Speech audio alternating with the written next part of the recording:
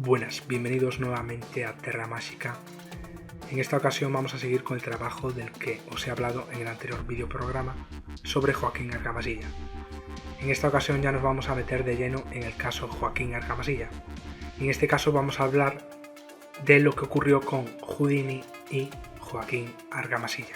En este videoprograma podréis ver todos los documentos que se publicaron en la época en el diario El Sol y otros diarios y las discusiones, lo que publicó la prensa española que había ocurrido con Argamasilla en Estados Unidos, que no fue realmente lo que ocurrió, y también la verdad contada por la Fora, que también la veremos con más profundidad en otro videoprograma posterior. Esta es la segunda parte de esta búsqueda donde he encontrado todo esto. No sabría decir cuántos documentos son, pero son bastantes. En este caso Primero vamos a ver la historia desde que Argamasilla encuentra a Houdini y el desenmascaramiento de Houdini. En el posterior videoprograma hablaré de lo que ocurrió con Argamasilla y la Fora, que fue el que se hizo eco de lo que ocurrió con Houdini de una manera real y no como lo hicieron otras personas en la prensa histórica española, como por ejemplo el periódico ABC y otros periódicos que mintieron descaradamente sobre lo que había ocurrido en Estados Unidos, o quizá no vieron toda la historia y solo contaron lo que ellos pudieron ver, que no era del todo, no mostraba totalmente la realidad de lo que ocurrió, sino que parecía, en el caso de que se hiciera bien, parecía estar un poco manipulada, ya que faltaba un montón de información, la cual dio la Fora y la cual veremos en el siguiente videoprograma. Pero en este veremos eso, lo que ocurrió con Houdini. Si queréis ver más datos sobre lo que hacía Houdini en esa época, os recomiendo el anterior videoprograma sobre espiritismo, videncia y engaños. Y ahí podréis ver no solo lo que hacía Houdini, sino lo que hacían otros magos con espiritistas que los desenmascaraban. Pero como ya he dicho en el anterior videoprograma, lo iba a dividir en 3 partes. Esta es la segunda. Así que también habrá una tercera con mucha más información sobre todo esto. Así que os dejo con el vídeo con todos los documentos de la época para que podáis tener la historia completa. Así que dentro vídeo.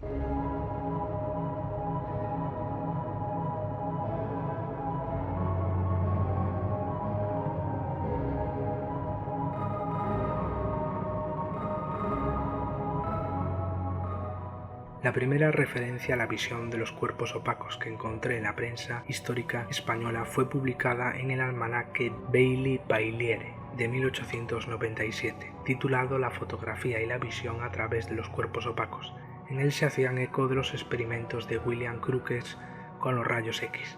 La historia de los rayos X empieza con estos experimentos, y ahí podéis ver las imágenes que se mostraban en el artículo, que era extenso. Aunque esta es la primera referencia a la visión a través de los cuerpos opacos, no son realmente los rayos X el tema que nos ocupa, sino personas que decían tener rayos X, o lo que es lo mismo, ver a través de los cuerpos opacos con sus ojos. Antes de ir con eso, os hablaré de unos rayos olvidados, los rayos N. Los rayos N fueron una forma hipotética de radiación descrita por el físico francés Prosper-René Blondlot en 1903, inicialmente confirmada por otros, pero posteriormente descubierta como ilusoria. Blondlot, Agustín Charpentier, Arson Ball y aproximadamente otros 120 científicos en 300 artículos publicados afirmaron que eran capaces de detectar rayos N emanando de la mayoría de las sustancias, incluyendo el cuerpo humano, con las peculiares excepciones de que no eran emitidas por la madera verde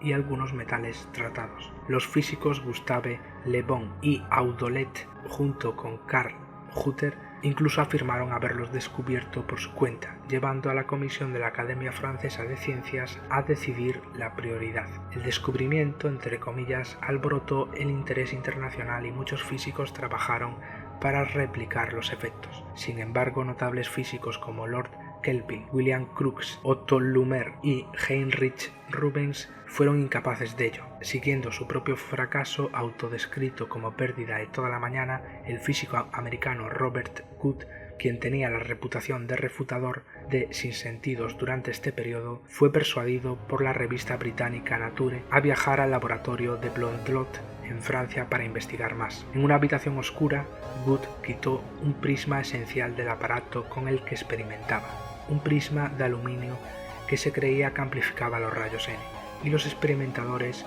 aún decían que observaban los rayos N. Wood también reemplazó a escondidas el archivador metálico por una estantería de madera, siendo aún observados los rayos N. Su informe de las investigaciones fueron publicadas en Nature y sugirieron que los rayos N eran un fenómeno puramente subjetivo. Los científicos implicados habían registrado datos que coincidían con sus expectativas. En 1905 casi nadie ya creía en los rayos N, aunque el propio Blondlot aún seguía convencido de su existencia en 1926. El incidente es usado como advertencia entre los científicos sobre los peligros referentes al sesgo del experimentador. El objetivo de la búsqueda en la prensa histórica no era tanto hablar de rayos N, sino recopilar todo lo que se había publicado sobre Joaquín María Argamasilla, o también conocido como el español con rayos X en los ojos. Pero él no fue el primero en decir ver a través de los cuerpos opacos. El 24 de junio de 1916, el periódico Charlotte se hacía eco de la noticia publicada en los periódicos el Daily Chronicle, Le Journal y otros periódicos, que hablaban de los dones de Blanche Miller, una niña que estaba llamando la atención del mundo científico en virtud de sus supuestos poderes extrahumanos. La niña tenía 10 años y decían que tenía una visión de rayos X. El doctor Juan Quatschekbos, con C-K-E-N-B-O-S, al final, que examinara detenidamente a la niña, decía: en efecto, ella ve a través de los cuerpos opacos y sin dificultad alguna. En el curso de las experiencias dijo con la mayor facilidad lo que los asistentes tenían en los bolsillos, como también leyó un libro cerrado y describió los objetos colocados en cajas cerradas. La primera noticia que encontré, que habla de Joaquín Argamasilla, es en el periódico La Época, el 9 de enero de 1924. También recalcar que si había casos anteriores que habían salido en la prensa española, no es de extrañar tampoco que Argamasilla los hubiera visto y que de alguna manera pues pudiera inspirarse, por así decirlo. Nos decían en el periódico La Época de 1924, del 9 de enero, que hacía mucho tiempo llamara extraordinariamente la atención el relato de la maravillosa facultad que poseía el hijo del señor Marqués de Santa Cara, de poder ver perfectamente despierto a través de cuerpos opacos y de leer trozos de papel impresos y manuscritos encerrados en una caja metálica. Este joven había sido sometido en diferentes ocasiones a pruebas en el Museo de Ingenieros Militares en diversos centros, en el Palacio Real ante el rey y en su casa ante hombres de ciencia que se rodearon de todas las precauciones que pudieran garantizar la veracidad del fenómeno. El conde Jimeno aprovechara uno de sus últimos viajes a París para comunicárselo a su colega y antiguo amigo el profesor Richet, del que ya hablamos en el anterior videoprograma y hoy hablaremos más en profundidad. Persona conocida de renombre mundial, decía la noticia, miembro del Instituto de Francia, quien se interesó muchísimo en conocer todos los detalles necesarios respecto a cuanto el joven Santa Cara había demostrado poder hacer en Madrid, delante de los académicos de ciencias señores Castellar-Hernán, Torres Quevedo, Cabrera y conde de Jimeno, y hasta se proponía venir hasta España para comprobar personalmente prodigiosa facultad. Finalmente, la Sociedad Metapsíquica Internacional había invitado al Marqués de Santa Cara y a su hijo a ir a París, en fin de repetir allí las pruebas, y éstas debían haber sido tan concluyentes que el profesor Richet había escrito 2 cartas al conde Jimeno según la noticia siguiente, en las que expresaba la admiración que causara el comité encargado de la comprobación, del cual forman parte 3 miembros del Instituto de Francia y el eminente físico inglés Oliver Ludd. Decía el profesor Richet: gracias a usted hemos podido estudiar la sorprendente lucidez de Joaquín Santa Cara. Es ello verdaderamente maravilloso. Estamos en vías de descubrir nuevos rayos. Nos encontramos en presencia de uno de los mayores descubrimientos de nuestros días. Comprobada esta asombrosa facultad, no es preciso continuar su estudio. Las pruebas seguían haciéndose en París, en el Instituto Metapsíquico Internacional, según nos contaba la noticia. También os recomiendo, para tener la historia completa, escuchar el anterior videoprograma sobre espiritismo, evidencia y fraudes, ya que forma parte de esta historia también. El 10 de enero, en el periódico El Sol, aparecen las primeras voces críticas sobre los poderes de Argamasilla. El que escribió esto es el señor Lafora, el mismo que escribió lo que hablaba en el videoprograma sobre espiritismo, videncia y fraudes. Lafora se convirtió en un detractor de Argamasilla y en este artículo titulado Temas científicos sobre la visión a través de los cuerpos opacos nos decía: en abril del año pasado se formó una comisión que iba a presidir Ramón y Cajal y que estaba integrada por el profesor Cabrera, físico, doctor Telo, historiador, aunque pone histólogo, pero supongo que querían poner historiador, doctor Márquez, ocultista, doctor Negrín, fisiólogo, doctor Calendre, cardiólogo, y el que esto escribe en calidad de psiquiatra y aficionado a estas experiencias, a fin de examinar con toda clase de precauciones científicas la facultad del vidente español. Pero el día antes al que se iban a iniciar las experiencias fueron suspendidas por sentir el vidente la desaparición de esta facultad, la que ha recuperado luego para hacer las experiencias en París. Es de lamentar que antes de hacerse un estudio serio del caso en su propio país se le haya llevado a otro, dándole allí con esto la impresión de una falta de preparación científica y crítica nacional para juzgar o informar seriamente sobre una cuestión que hace tanto tiempo ha sido ya estudiada con métodos psicológicos rigurosos, los cuales lo mismo pueden ejecutarse en Madrid que en París. Esta conducta da lugar a que se escriban frases tan cómicas para el estado actual de la ciencia como la que leemos en el ABC del 8 de enero. Por esta vez la iniciativa estaba ya emprendida con paso seguro en España y más tarde, ojalá que concurriendo la suficiencia y el talento de unos y de otros investigadores, se llegue al hallazgo y a la posesión de un nuevo secreto que, como los rayos X de Röntgen, se puedan utilizar en el progreso de la ciencia humana. Eso decía el ABC, como nos contaba Lafora. Lafora seguía diciendo: después de hablarnos de un montón de casos que habían sido descubiertos como fraudes en la visión extrarretiniana o el sentido paróptico, concluía sobre Argamasilla. En el caso español que ahora se discute, hemos oído que la visión se verifica a través de hoja de lata, pero no a través de cartón, que tiene que ser a cierta distancia del ojo, es decir, enfocando, como si se tratase de una visión retiniana a través de objetos opacos y por rayos luminosos que hieren la retina. Y, continuaba Lafora, como la modalidad de la criptoscopia en cada vidente es distinta, se ha ideado numerosas teorías para explicar cada caso. Las dos más importantes son la teoría física, que discuten también en España los ingenieros señores Maluquer y Menéndez Ormaza. El primero ha publicado una obra titulada La luz negra o la visión a través de los cuerpos opacos, y que parece apoyar el caso español y la teoría psíquica, que explicaría ciertos casos en que la interpretación física parece insuficiente.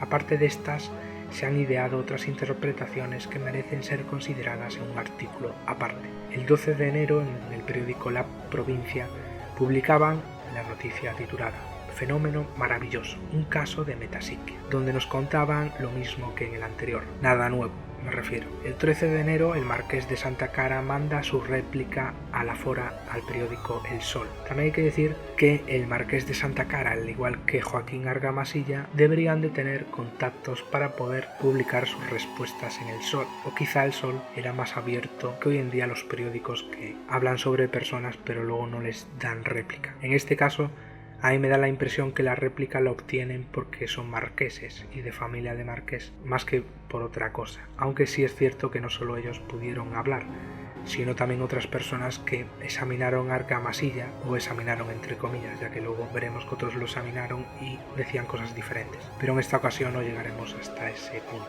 Y bueno, el marqués de Santa Cara, el 13 de enero de ese mismo año, decía en el periódico El Sol, entre otras cosas, yo vamos a decir, estoy resumiendo, no os estoy contando todo lo que cuenta el documento. Si queréis verlo podéis ir a terramásica.es, buscar Joaquín Argamasilla o Lafora o Houdini y podréis encontrar todo. Entonces, resumiendo, lo que decía el marqués de Santa Cara es: pero hoy, como de alguna frase de usted pudiera inferirse con interpretación malévola, que seguramente ha estado fuera de su intención al escribirla, que yo he rehuido en España la experimentación seria con precauciones científicas que imposibiliten el fraude, me permito hacer constar que tanto los académicos de las ciencias Torres Quevedo, Cabrera, Conde de Jimeno y Castellarnau, como los muchos profesores médicos, fisiócratas y físicos que han estudiado el caso, tomaron, como era natural, las más rigurosas precauciones. En cuanto a la comisión de que usted habla, es la primera noticia que tengo de su constitución en abril.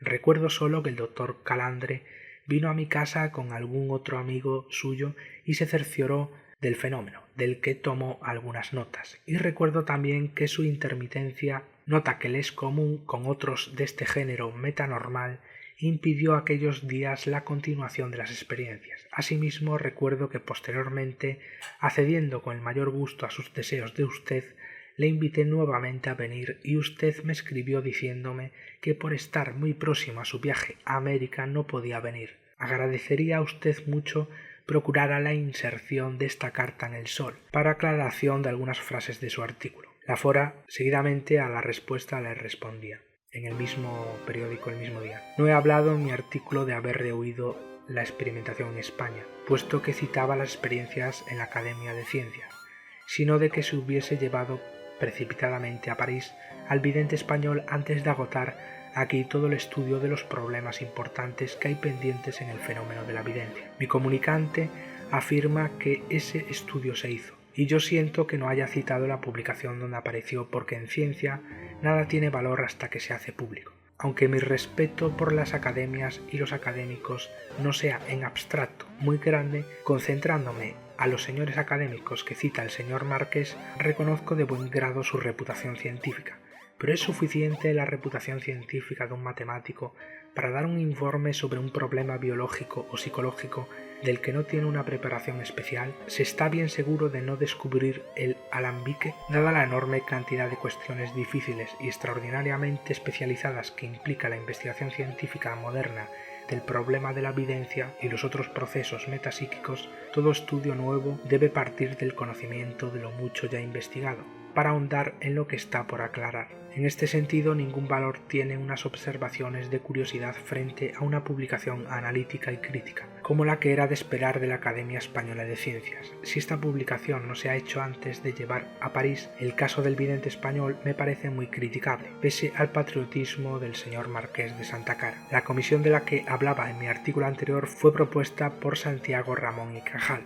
atendiendo a indicaciones de la reina doña María Cristina. Inútil creo decir, decía la Fora, que no he pretendido considerar al Marqués de Santa Cara como un aficionado, pero su calidad de pariente próximo del vidente le elimina como testimonio científico en investigaciones tan sujetas a causa de error.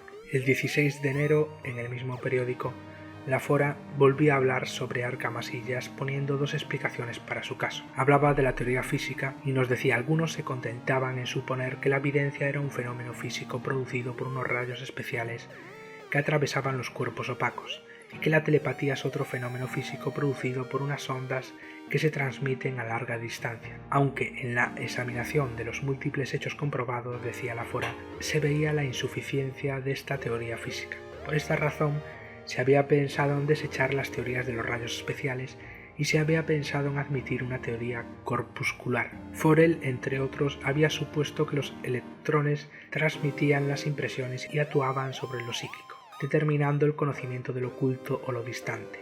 Pero en este caso habría también que admitir vibraciones, y en este caso se volvía a la antigua discusión de cómo las vibraciones transmiten lo psíquico, o había que suponer que los electrones transmitían en sí lo psíquico. También hablaba de la transposición de los sentidos, que sucedía por ejemplo con los individuos que veían con los dedos, los pies, el abdomen, la frente, etc. Fenómeno que resultaba también inexplicable para la teoría física. Terminaba diciendo que no se había conseguido sintetizar en un simple artículo periodístico los muchos problemas que las distintas interpretaciones del fenómeno de la evidencia suscitaban, y se veía obligado a dejar todo eso para otro artículo y dejar para ese artículo la discusión de otras teorías diversas y singularmente de la teoría psíquica. Al buscar encontré que la discusión entre Joaquín Argamasilla y la Fora fue bastante extensa.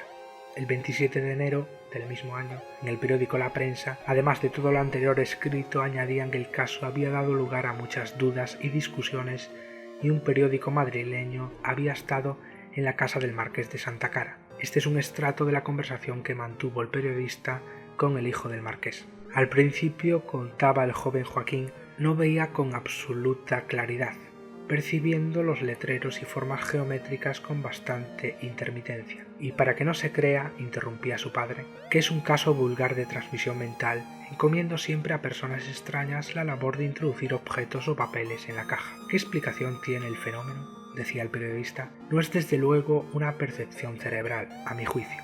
Se debe a una enorme hiperestesia de la retina. Esta es también la opinión de Maluquer, de Menéndez Ormaza, de Torres Quevedo, de Cabrera y de cuantos sabios españoles han estudiado el caso.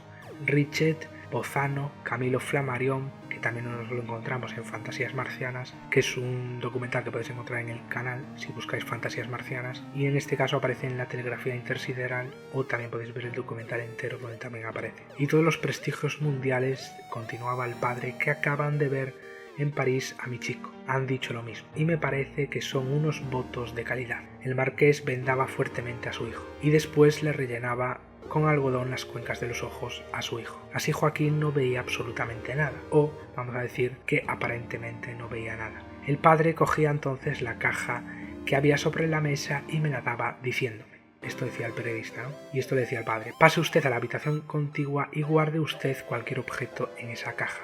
El periodista pasó a la habitación contigua, buscó al azar en su cartera y sacó una tarjeta y la depositó en el fondo de la caja. Cerrada esta, pasó otra vez al despacho. Joaquín Argamasilla, con los ojos vendados, le resulta algo impresionante. Tomó la caja y la colocó luego a diversa distancia de sus ojos. Es que tiene necesidad de enfocar, decía su padre. Ya voy viendo, decía Argamasilla. Es una tarjeta que está escrita con letra cursiva. Ya veo con más claridad.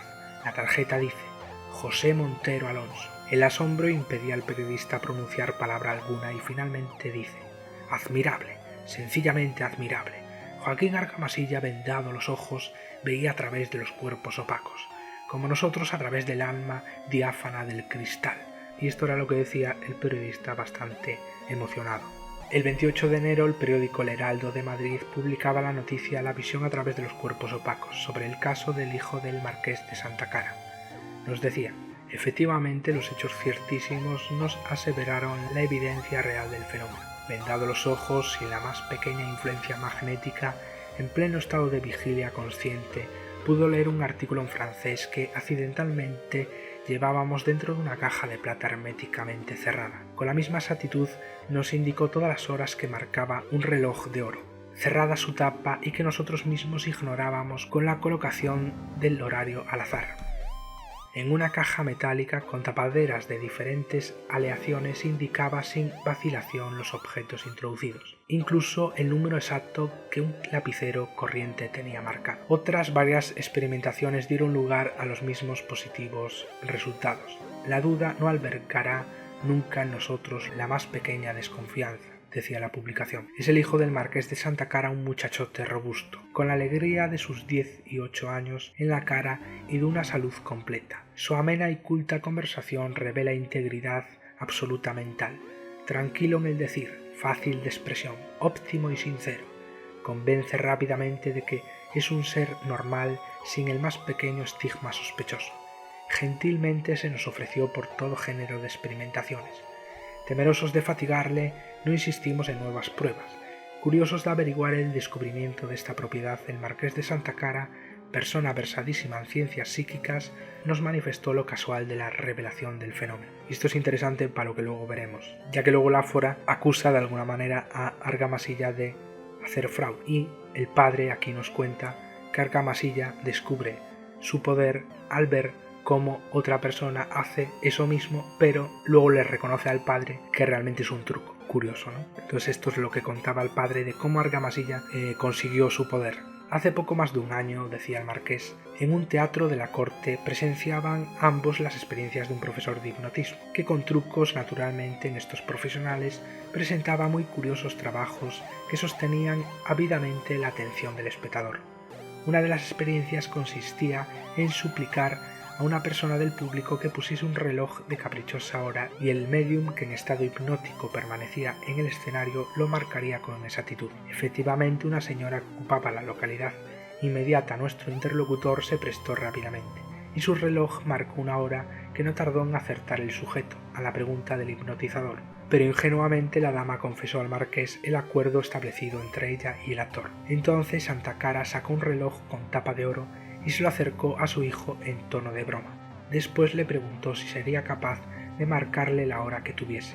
También hay que decir que lo que decía la señora, cómo había hecho el truco, realmente no es de lo que acusaron luego a Argamasilla, sino el truco de Argamasilla consistía en mirar a través de una rendija en las cajas y los relojes en abrirlos en pocos segundos y cerrarlos distrayendo la atención. También para ver a través de las rendijas se valía de los cristales que estaban en las ventanas, y ese zoom del que hablaban estos testimonios era una manera de intentar ver a través de la rendija. Entonces Santa Cara sacó un reloj con tapa de oro y se lo acercó a su hijo en tono de broma. Después le preguntó si sería capaz de marcarle la hora que tuviese. Joaquín cerró los ojos a la par que contraía fuertemente los músculos ciliares, músculos situados en el interior del ojo, y asombrado decía: «Espera, que parece si lo veo, son las 6:30». Efectivamente, al abrir el reloj marcaba con exactitud la hora que indicó. Asombrado, pero temeroso de una mera casualidad, repitió varias veces las experiencias, modificando al azar las agujas, y siempre señalaba exactamente la hora resultante. Así descubrió el marqués la propiedad de su hijo, y que luego ha seguido con investigaciones diversas, como las narradas para demostrar su visión a través de los cuerpos opacos. Bueno, también hay que decir que esta es la historia que contaba el padre. Si el padre era un cómplice de la estafa de su hijo, entre comillas, o del engaño de su hijo, quizá esta historia también era falsa. Pero eso yo ya no lo puedo afirmar con lo que he encontrado, solo es una sospecha, que creo que es posible, pero no puedo saberlo. Es curioso que el origen del poder de Argamasilla se diera después de ver un truco de su poder, aunque luego se dijo que el truco de él era diferente. Quizá también esa señora no le dijo el truco real y le mintió al padre. Teniendo en cuenta todo esto, que luego se dijo que era un farsante, como más tarde veremos. Finalmente concluía la noticia: «No queremos salir del carácter puramente informativo de los hechos. Así ocurrieron y así los narramos.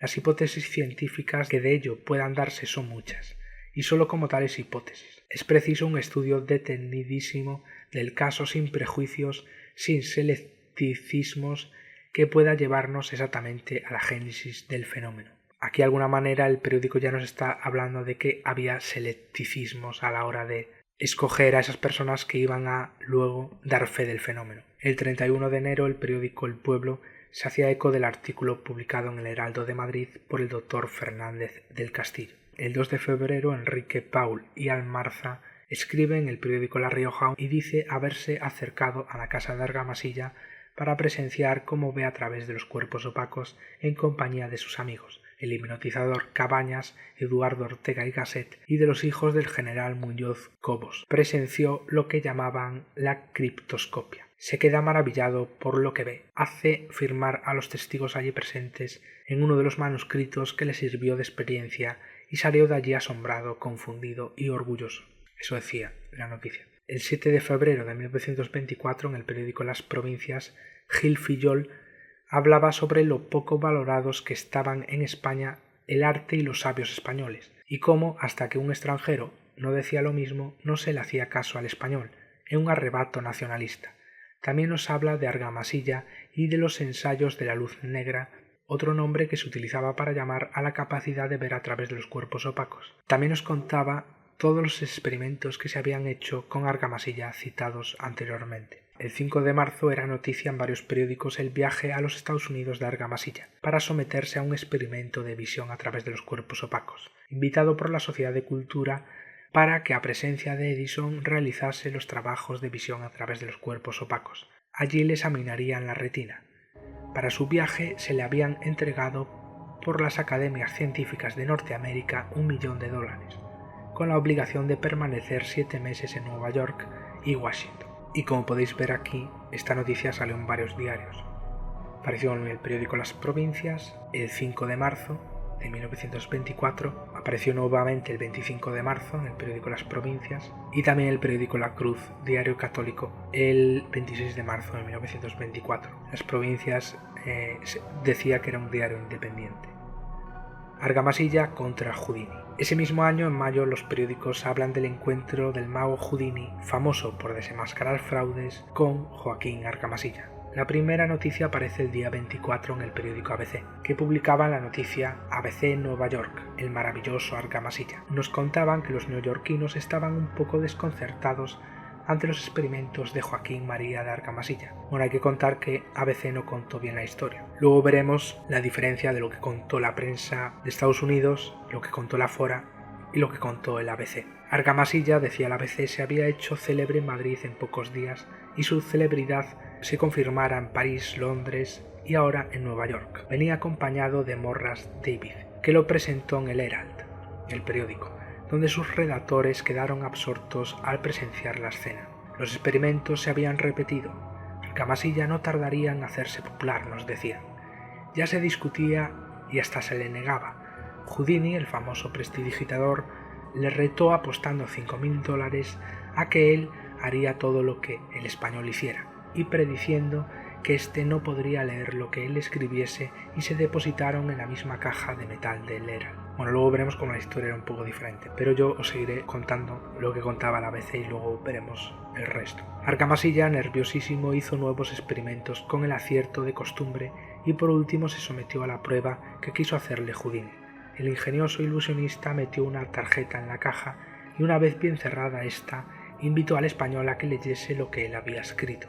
Argamasilla se vendó los ojos y se dispuso a complacerle, pero no podía leer, no podía descifrar lo que indudablemente estaba viendo, se desesperaba. Houdini sonreía, aseguraba que solo había escrito 2 palabras y con letras de un trazo bien firme. Al fin Argamasilla, que no se explicaba lo que estaba ocurriendo, pudo descifrar una letra, 2 letras, 3 letras, imposible más. Se sentía rendido del esfuerzo.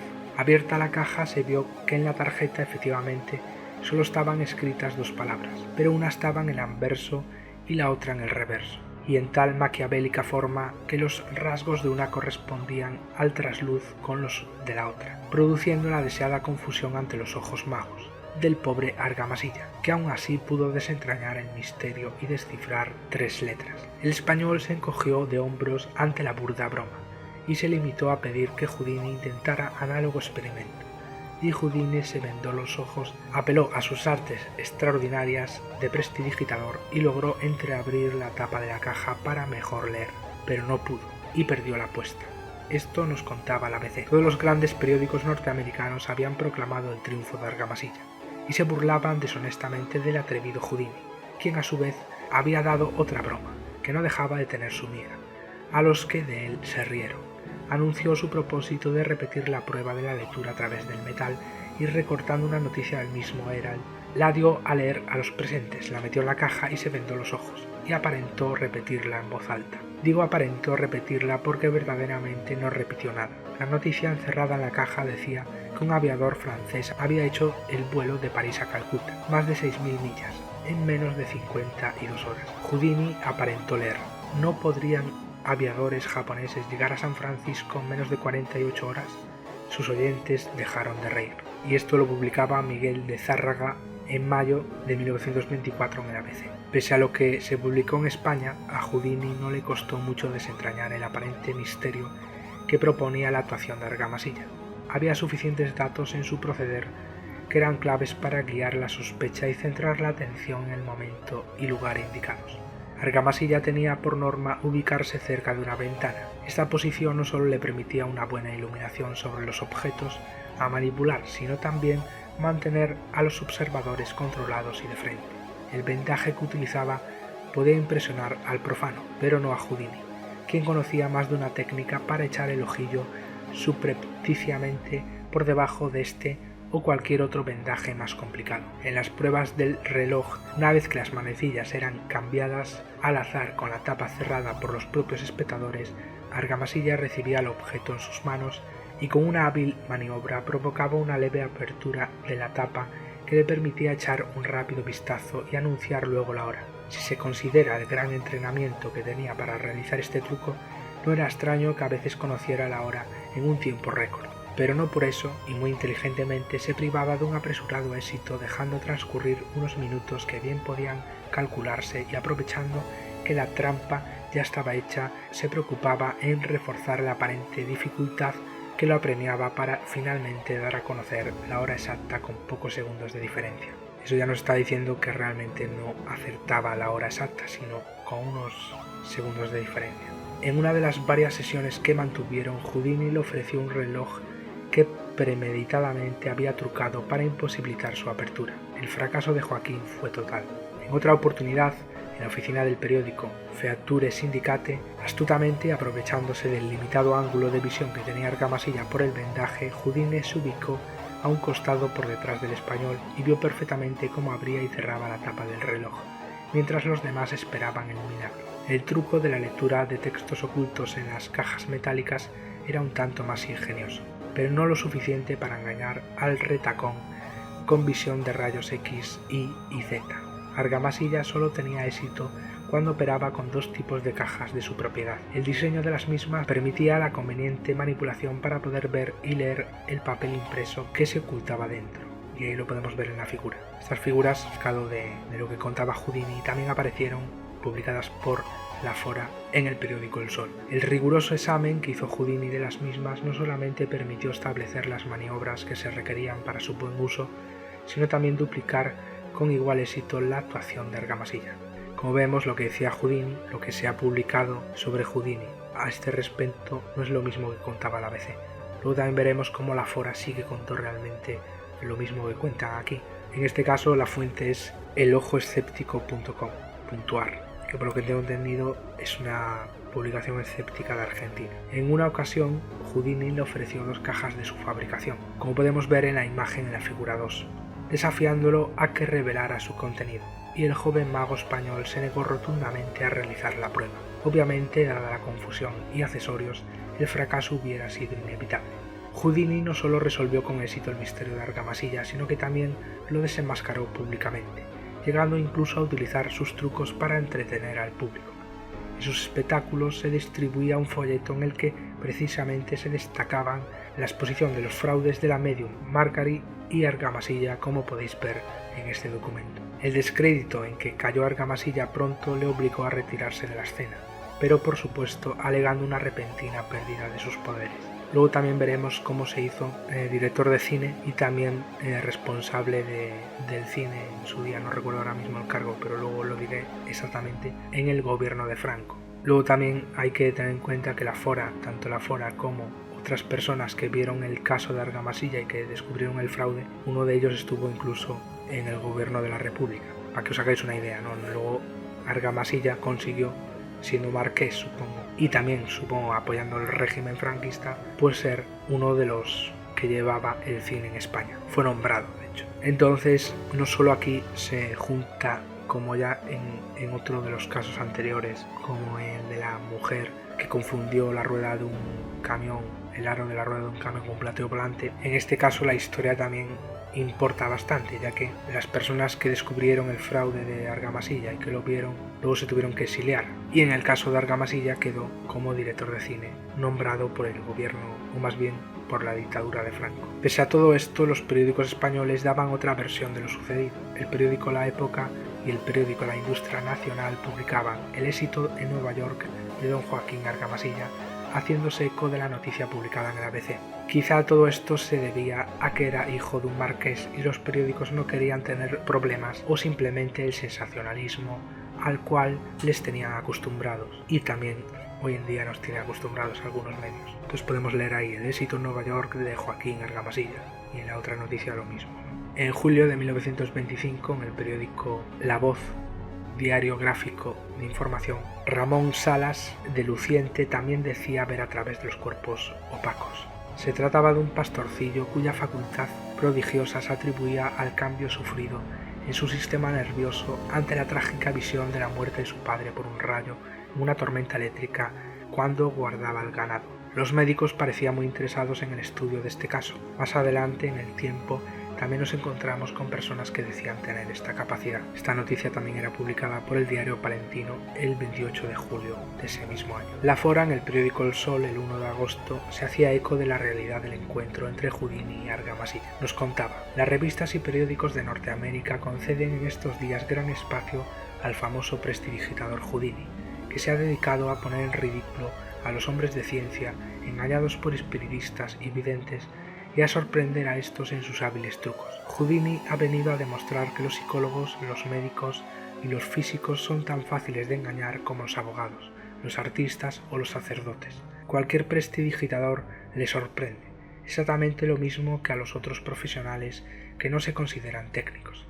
Y si queréis saber más sobre Houdini y lo que hacía en Estados Unidos, os recomiendo el anterior videoprograma sobre espiritismo, videncia y fraudes, que está relacionado con este.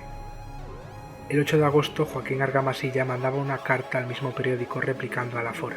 La discusión se alargó hasta marzo del siguiente año. Por ser demasiado extensa y contener información interesante sobre otros temas, dejaré esa parte para un videoprograma posterior.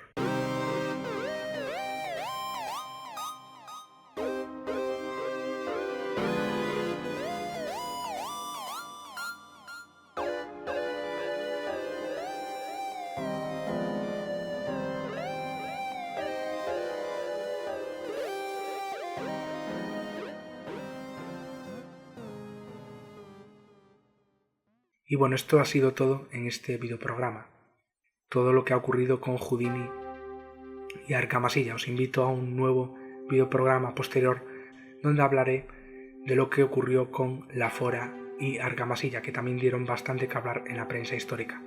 Y cómo no solo Houdini vio que Argamasilla veía a través de la rendija y que abría los relojes para ver la hora, sino que también observadores españoles vieron lo mismo, lo que demuestra que lo que decía el marqués de Santa Cara sobre la conspiración en contra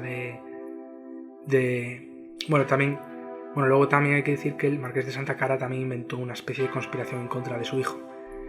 También hay que decir que Argamasilla mintió y dijo que Houdini le había ofrecido una serie de cantidad por hacer espectáculo, y eso se demuestra que es mentira cuando aparecen los testimonios de los españoles que corroboran que lo que había visto Houdini en Estados Unidos, ellos lo habían visto con anterioridad en España, lo cual demuestra que Houdini no estaba inventando nada, sino que era Argamasilla el que inventó la historia sobre que Houdini le había ofrecido dinero, como se puede demostrar al ver que lo que vio Houdini lo vieron también españoles, por lo tanto Houdini no estaba inventando nada.